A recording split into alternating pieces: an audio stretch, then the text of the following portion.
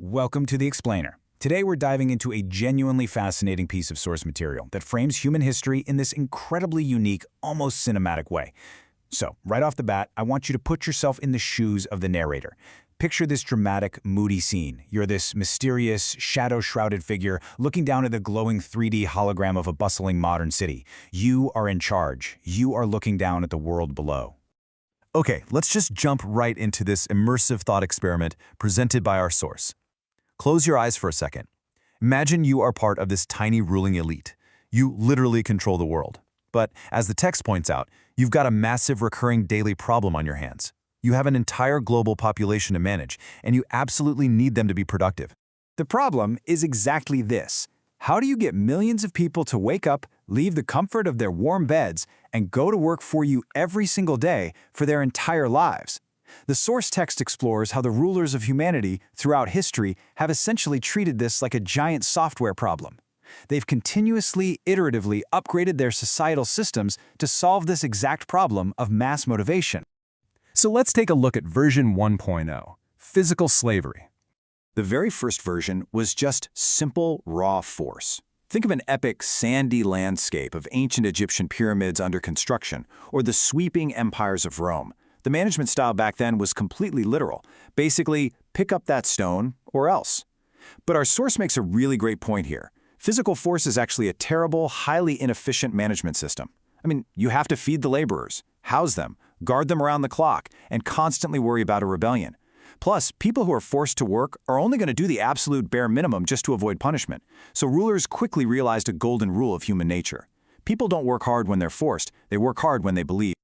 Which brings us to manufacturing belief, the software updates. To move away from the massive costs of physical coercion, the elite had to figure out how to artificially manufacture this belief. Let's see how this builds across history. First up, the elite used war, because, nothing makes people work harder than a shared enemy. Survival is the ultimate motivator for sure. But peace inevitably breaks out, right? And when it does, people start asking dangerous questions about why they're working 14-hour days. So to make obedience permanent, the text notes rulers introduced religion. Forced labor suddenly became a moral duty. Monks would quietly clear forests because they truly believed their labor was a prayer. Then, as science modernized the world, the system upgraded yet again to the nation-state.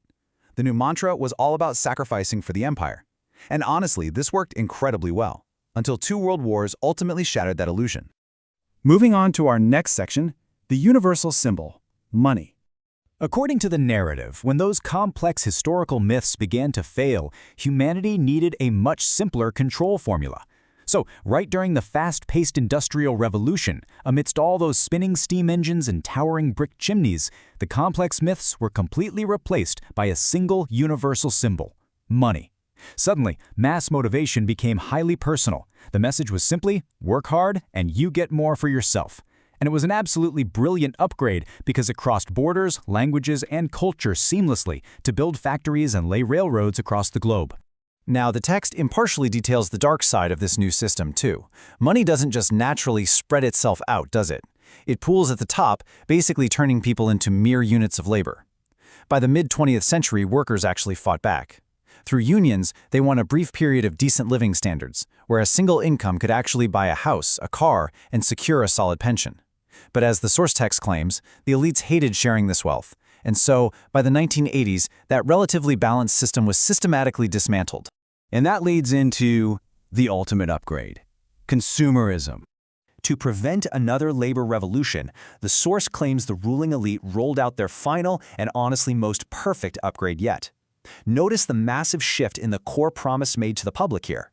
The old promise was, work hard to build a good life, but the new promise, work hard to buy more stuff. The narrative argues that human value was completely shifted away from personal character and placed heavily onto status symbols. Like the color of your supercar. And this right here is where the source outlines the absolute genius of consumerism. Think about a traditional slave for a second. They know they're enslaved, which is exactly why they fight back. But modern consumers, we actually choose this. The text points out that we voluntarily go into debt. We enthusiastically buy things we don't even need to impress people we don't even like, using money we don't actually have. It's crazy when you think about it, but we are participating in the system comfortably and entirely of our own free will. Which brings us to our final section, the invisible chains. This really brings us to the ultimate conclusion of our source material regarding the true nature of modern daily work and life. The source leads us visualizing a modern neon-lit city street, with someone staring into the glowing